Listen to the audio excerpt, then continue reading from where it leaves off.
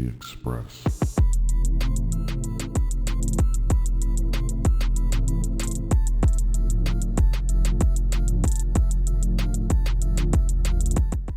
Welcome back to the Express podcast. On today's episode in this season, we are continuing kind of the journey of becoming a better man and becoming a better person. And that fits right into our today's chapter, which today's chapter is going to be talking about becoming the man you were born to be. And right off the bat, he mentions this, one of my favorite movies. Have you all seen The Gladiator? Yeah. Yep.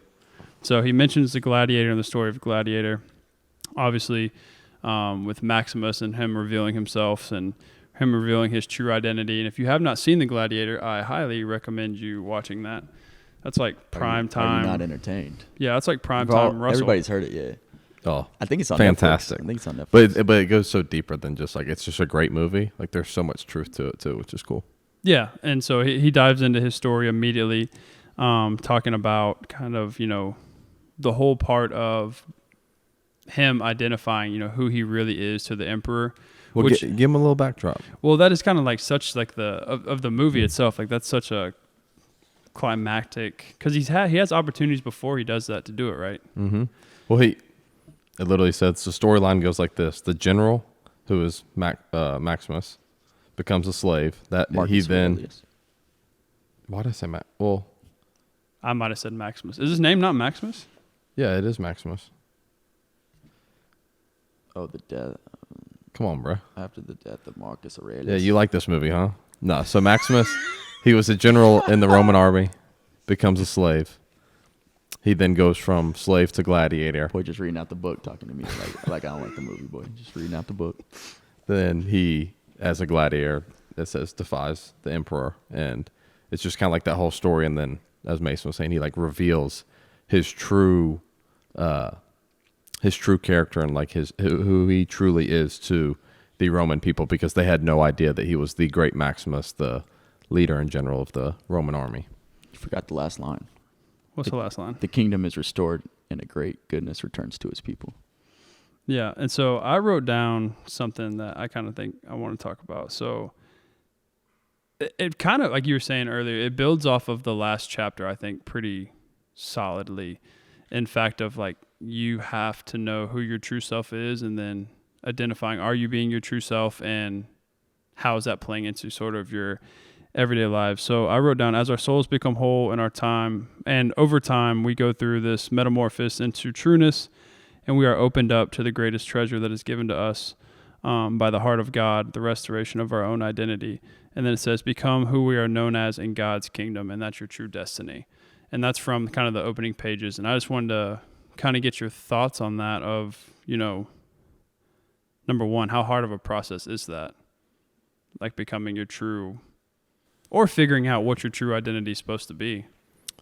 Well, I think just along the lines of what the chapter is saying, it's becoming the man you were born to be. And like you said, the last chapter of becoming true, we're learning about the true self and the false self. And then this is kind of like, we're not focusing on the true and false. We're focusing strictly on the true and how to kind of break that down in essence and start to recenter and almost reshape the way we see a man and what a man is supposed to be. Because culture tells you one thing, societal norms tell you another. But at the essence of God's image, how is he showing us what a man is actually supposed to be? And I feel like it's so muddied nowadays, right? Like it's so muddied. There's a lot to unpack even with that, because I mean, if you were to look at culture now, it's like, oh, a man is somebody that makes a lot of money, wears jewelry, has all the prettiest girls, has this life made for Instagram. But the true substance of that is not even remotely what a man is supposed to be. And I think he does kind of like a cool job of unpacking that whole kind of like, he speaks only to the true stuff, which I find so cool, because it's not like, don't do this. It's like, no, be like this, embrace this, embody. I mean, even just an example I saw yesterday at the All-Star game. Everybody was giving Jared Allen like so much crap because he was literally just wearing like some khakis, some kicks, and a hoodie, like a H&M fit, and like people were just dogging him, and he's just like, well, I didn't know I was supposed to wear, $10,000 chain to something like this. Like, this is who I am. Like, this is how I dress. Yeah, I Like, think he tweeted, like, if you know who I am, then you're not, like, Yeah, shocked by but, what like, I'm wearing. yeah, but like, boy just has a fit on, and he's just like Love that. catching heat, bro. Like, Well, that's like Kawhi driving the, what's he it's drive? full- Load- Still like that 99 Suburban. Tahoe yeah, something. Or just- Tahoe, yeah. Which the more I learn about him, the more I'm like, that is a very, you know, Yeah, he's that's very him. Tim Duncan-y. But so kind of hitting on this point. So he talks about at some point we all become someone who truly aren't, which we have talked about this a lot. But just to kind of re-hit on this, I said, you know, do we always know when we're doing this? It's like, are we always aware of when we become our true self? Because I think we've heard it, you know, of, oh, well, maybe if you're hanging around someone and then you start to act like that someone, or you start to say phrases like them or whatever, and your parents may go, you're not like, That's not you. Yeah, that's not you. What are you talking about? But as an adult, and when you get in certain situations, is it easy to know when you're not being your true self? I mean, I think, yeah, you start kind of like imposter syndrome almost. Like, you feel like you have to like put on this facade. And I mean, I think you're consciously aware of it, but whether you kind of see it as a good or bad thing, I think is the difference. But I mean, like we kind of brushed on last episode, the becoming true, it's like, it kind of gets exhausting, right? When you're just like constantly feel like you're wearing a mask, or, you know, constantly not being who you are just to try to impress, you know, whoever it may be.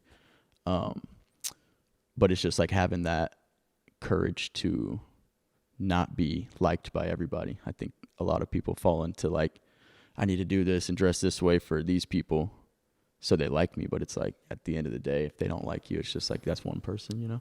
Yeah, and I mean, this is kind of like my interpretation of that too, is a man isn't someone who's set out to be liked. A man is someone that's set out to be respected. And I think that people that are respected are ones of true character, that build good habits, that consistently act in wisdom, lead and guide other people, and Even when it's like not the popular thing to do, right? correct. I think somebody that stands up for what they believe, stands true to their morals, stands true in what they feel God is telling them to do. And I think, you know, you talk about how hard is it to know, you know, if you're being yourself or if you're being, you know, as Mitch said, like an imposter. I think a number one key thing that we get away from in society is like self-awareness, because we just go and go and go, and we never take the time to like reflect and understand what it is that we're doing. So I think that the number one way to combat that is to center yourself around God and what he has in store for you each day before you get your day going. Because like we've alluded to a million times, if you go and run a race, you're going to stretch, do some type of warm up to be able to run your best race. Well, same thing for your 24-hour day. If you're going to go out and be the best man that you can possibly be, you need to center yourself and warm up yourself really to become, you know, my big word is like convicted in who I am. And when I start my day with conviction and kind of getting into that as my default setting, then I can go about the day in my true character. And then even when in moments where I'm not that, there's some awareness to me of like, hold on, let me take a step back real quick, deep breath, get back into that mode. So I think that's kind of how I look at it.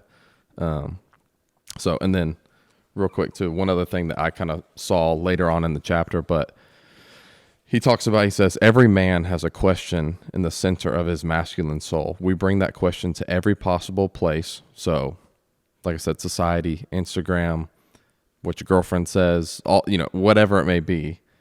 He says, except the only one who can provide everlasting life to our soul. And that just, I mean, that like took me back, because it's like so many times we have these questions, right? And I think that questions are a good thing. And we have so much, you know, we're wandering and pondering so many different thoughts and behaviors, and we see so many things in society. I mean, literally everything is at our fingertips now. And we always go to those things instead of the one who actually created us.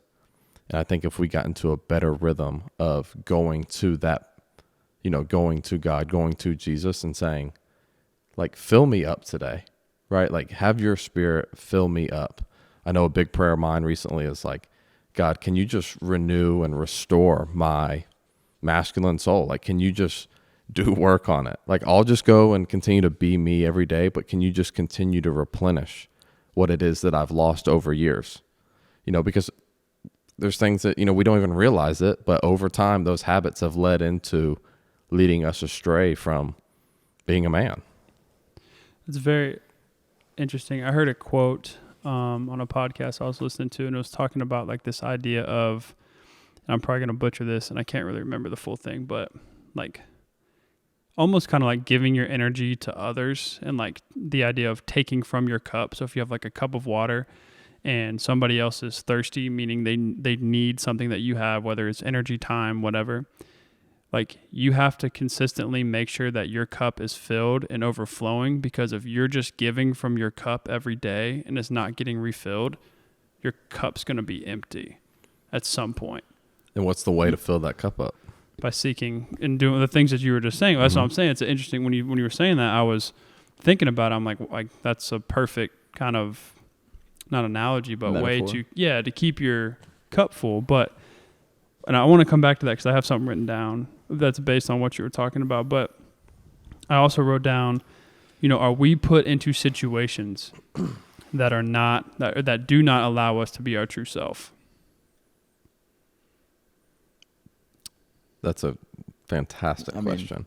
Because thinking this, you're who I thought about. Okay. You're, Dansby Swanson. You got to take an interview. You really can't, can you really, to an extent, I guess, you could be your true self in the interview, but there's also, you're a professional. Mm-hmm. Like, you're a person of influence. You're a public figure. Like, that has a huge impact on you being your true self. The more... Yes and no, probably. Yeah, so the more that, as I've gotten older, I've really done my best to embrace and unapologetically be myself, especially in interviews, because at the end of the day, if I'm going to go down swinging, baby. Mm-hmm. You know what I mean? I'm going to go down being me.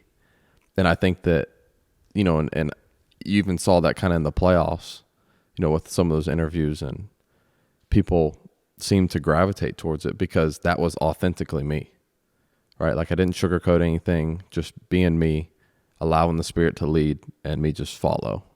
And I think that is something that I've started to really be conscious of as I go through those moments, because there are so many different situations that pull you away from, the enemy is always trying to dig at you, bro. The enemy is always pulling at you in so many different forms.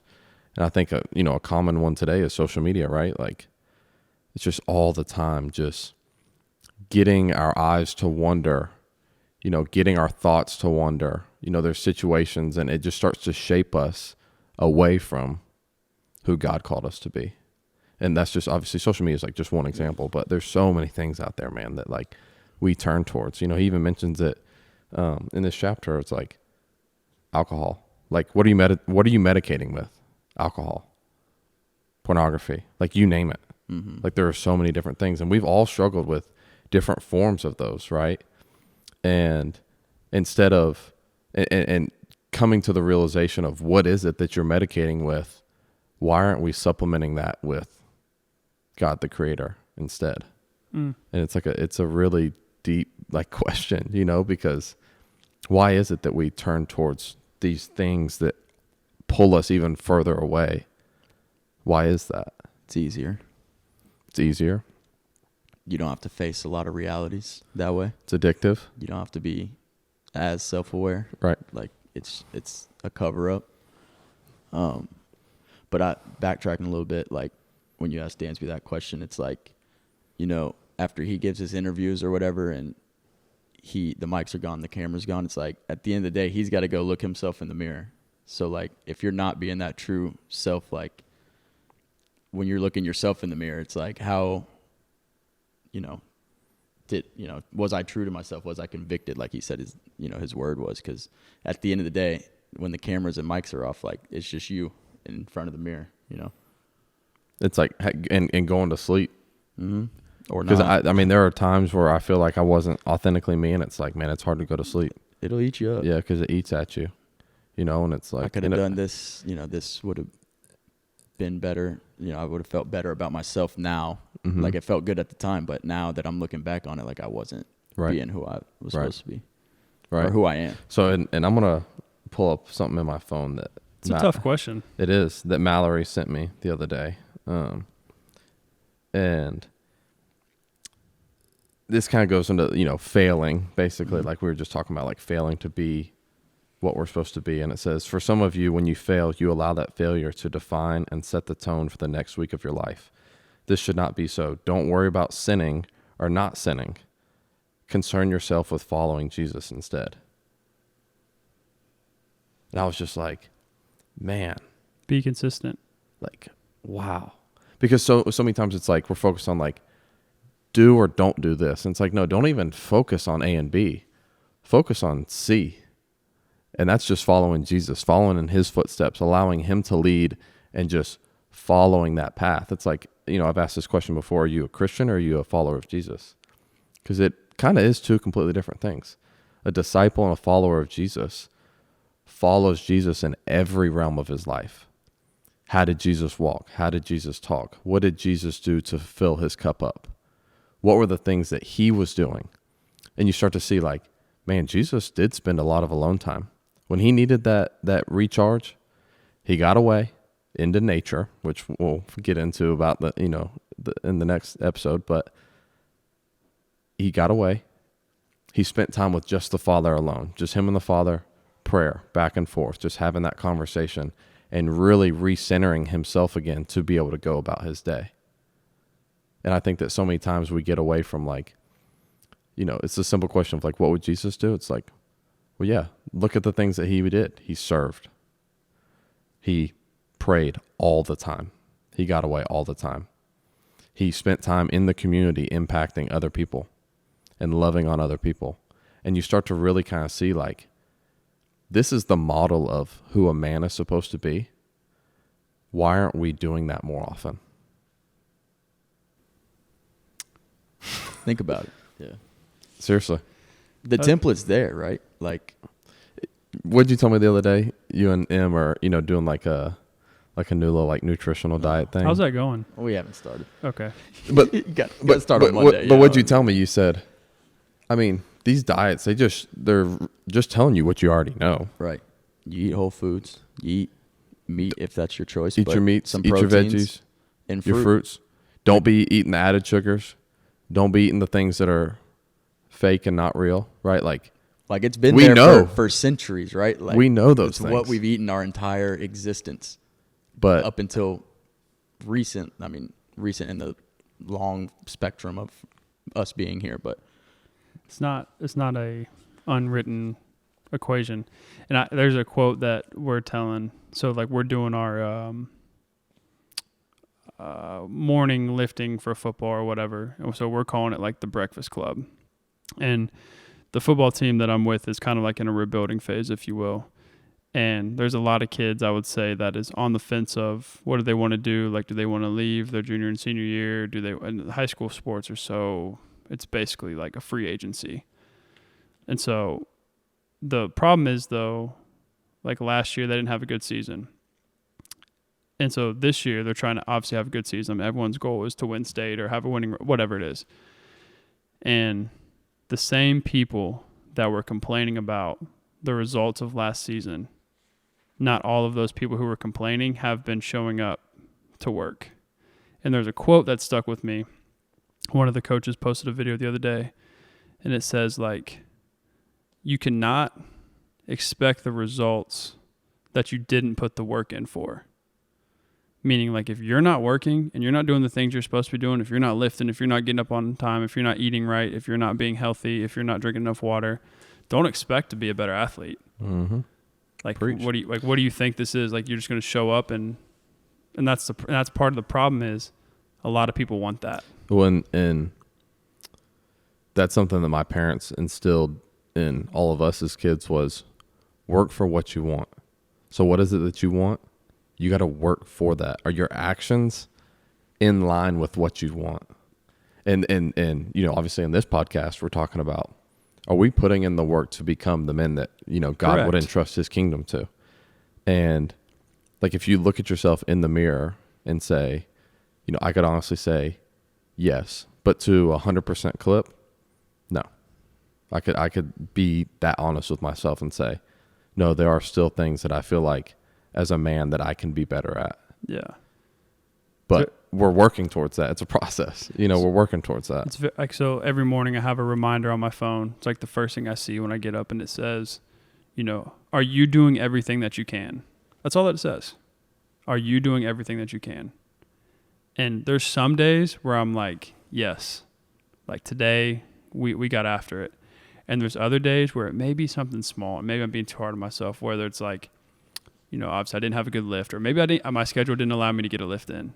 So, okay, but like, could you have rearranged that to where you made sure you checked that boxes? Like, did you make Lexi feel loved enough today? Did you really do that? Were you intentional with your actions? Some days, nobody's perfect. Some days it's no. Some days it's like, yes. But it's just kind of like this idea of, if you're striving to be this better man, like, are you putting the work in? Are you actually reading the book, or are you just listening to these episodes? It's the consistency, man. I'm telling you, that's the biggest separator in every profession, Yeah, right? show like, up. Every big league baseball player has ability. It's just the ones that do it more often are the ones that are better, which is consistency. Yeah. Look at Tom Brady. Right. We have a whole podcast on that episode. Consistent to being great, or consistency to great. What is it?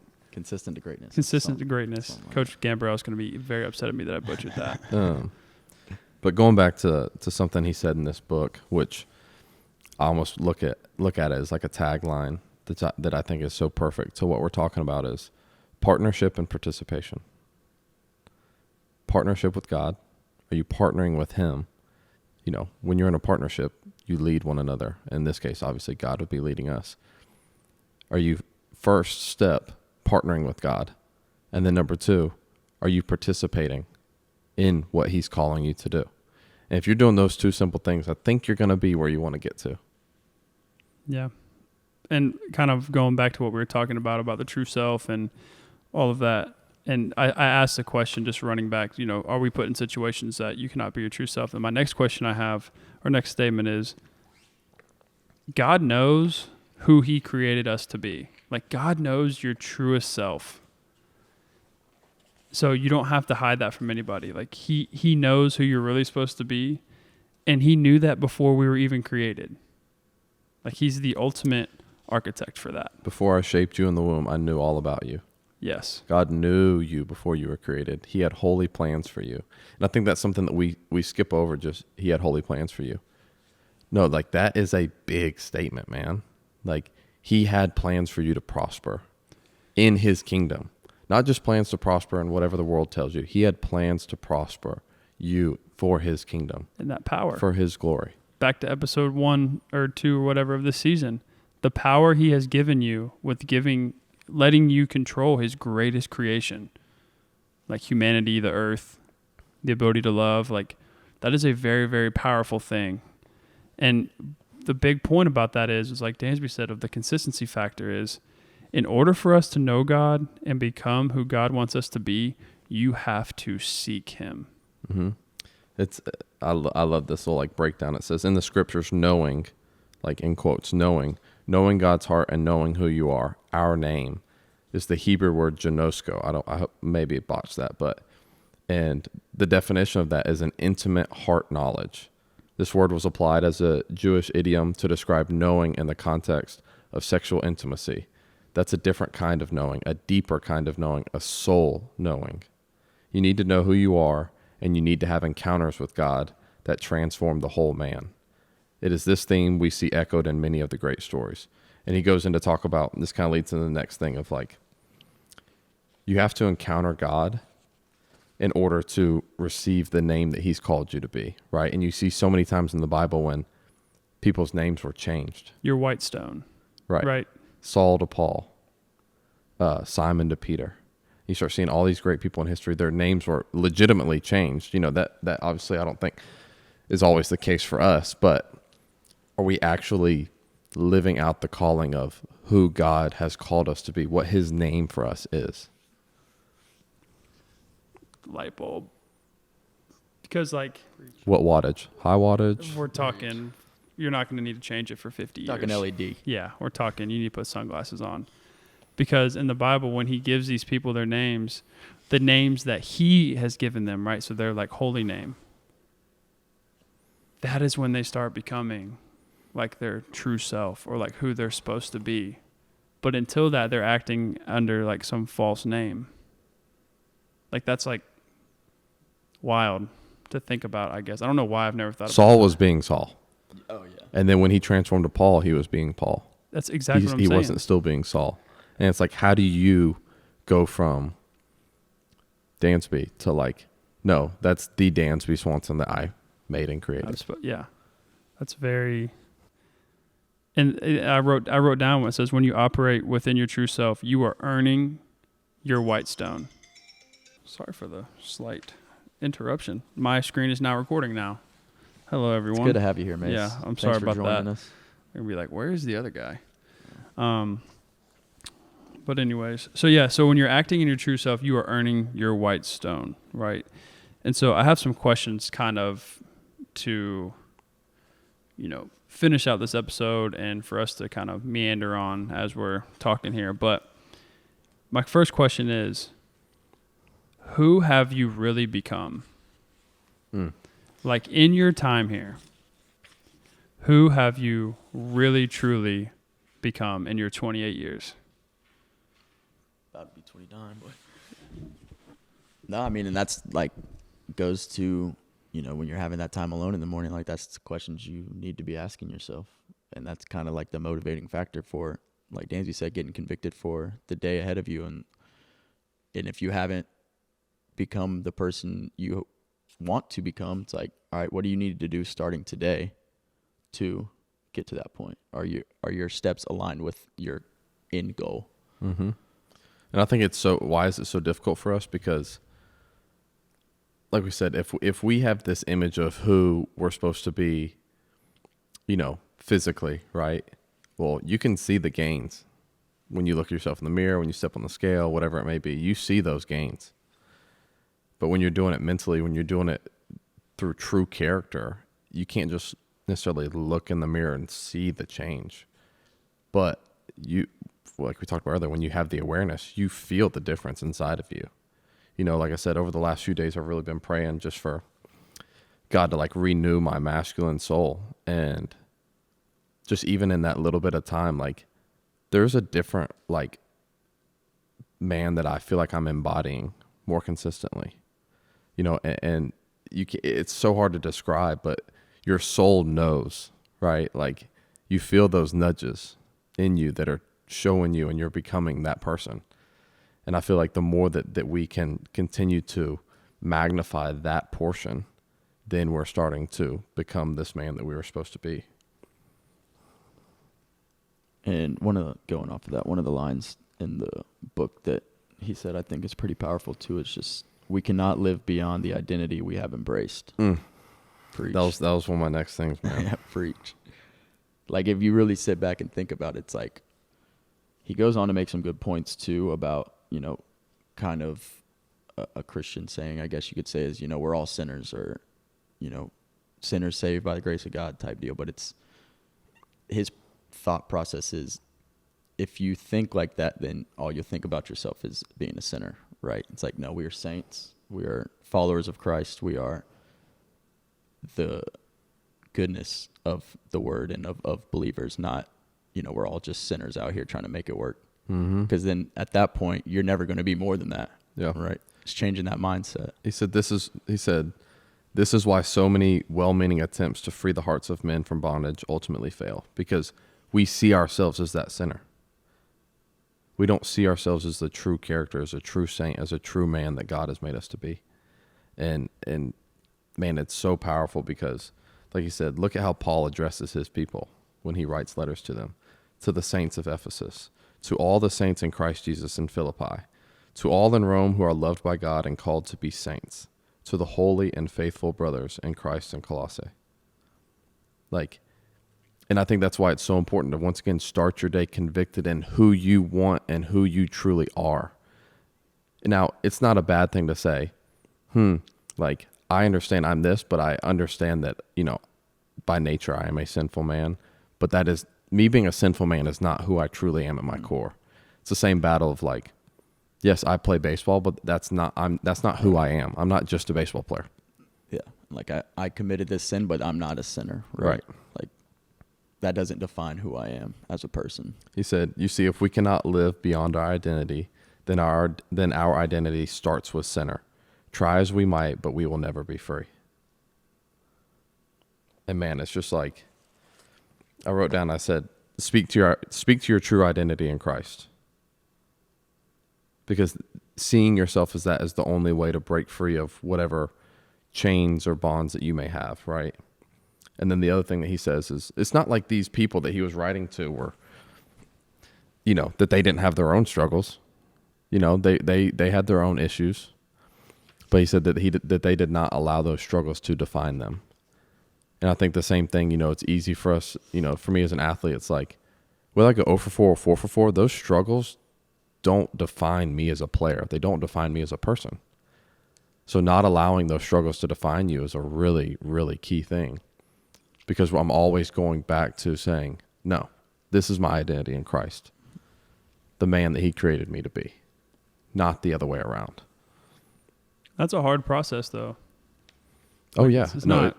I'm just saying, like, people listening or watching or whatever who are finally watching me, they, like, that is a hard. So if you're struggling with that, like, don't we all struggle with that? I mean, every day, every single day, several times a day, really. So it's kind of like you have to consistently tell yourself, like, you're your biggest critic and you know yourself the best, but you have to remind yourself kind of, not only where you've come from, but who you kind of are. And that kind of hits on, I asked, who have you really become? But I have 3 other questions underneath that. So the first question I had was 1A. Yeah. Who have you really become? And then I said, what makes you believe this? Like, what you say, hey, like I could say, hey, I'm an NBA basketball player. Okay, well, how? Yeah. What makes you believe that? It's not your jump shot. What makes you truly believe that? And then it says, do your actions align with this? So now you've said you are something. Why? And then does it align with this? And then it says, do others see you as this? And that's kind of an interesting part of like your identity and trying to eliminate true and false self of like who you really are. It's a good way to break it down for yourself. Yeah. Right. Because it's like a tool essentially to break yourself down to honestly reflect who you are. You know what I mean? Mm-hmm. No, I mean, that's because somewhere along that chain, there's going to be a no. Yeah. I mean, that's what I'm saying. It's a tough thing to kind of break down, but just got to be your true self and keep working to achieve that. Final thoughts. I don't think I had anything else written down. Well, he kind of just goes on I think it's like the last little bit before the chapter ends. It just says, you are a masterpiece. And I think a lot of us try to hide or mask the things that make us different. And those differences are what makes us who we are. And I think that's something that needs to be embraced and kind of goes back to the courage to be disliked. Like, not everybody's going to like you. So at the end of the day, as long as you're being your true self, like, you'll be able to live with that, right? Like, and I think just going to, every single person on this earth is different. Genetically, looks, everything. Like, even twins, they have a different DNA structure. So it's, what are those things that make you different, and how can you embrace those and not try to hide them, but almost like, show them off a little bit. Lean into your differences. Yeah, because everybody's special, man. Everybody's a masterpiece. So. Yep. No, I like the way he refers to that, because we're each blessed with so many different unique things. And it just goes back to the saying too of, it just reminded me of, we have, coaches can get around physical mistakes. It's the mental mistakes that coaches can't live with. I think the same goes for us as men. Like, yes, we're going to mess up. Like, we ain't perfect, and that's okay. But were our hearts and minds in the right place, Did we just maybe make the wrong decision or execute that decision poorly? Or did we, or were we not in the right state of mind? Is that the the thing that kind of pulled us out of where we're supposed to be? You better get off my girl, bro. Young Come Mal. on, man. That's a yellow all day, bro. She got cooked, boy. Sorry, we got the USA game on in the background. Young Mal doing look at that, work. And you wonder why her can't ankle's guard always her. hurting. Can't guard her, That's bro. a hold, Mr. Ref. She was about to get cooked. About half the distance to the goal. Sorry. We're all masterpieces. Sorry. But anyways, I'm excited for the next episode, to be honest. So The next one's really good. The next one, I'll just go and preface it before we get off. Yeah. The next one's all about becoming a generalist. And I didn't know what to expect of the chapter before we go into it. And it's like the more of like practical, applicable way to start to rediscover that masculine soul. Like we've been talking a lot about the mental. This is almost more about like the physical application of it, which is and the mindset that goes into making those decisions. So looking forward for y'all joining us on the next episode. We're loving doing this for y'all. Appreciate it. You're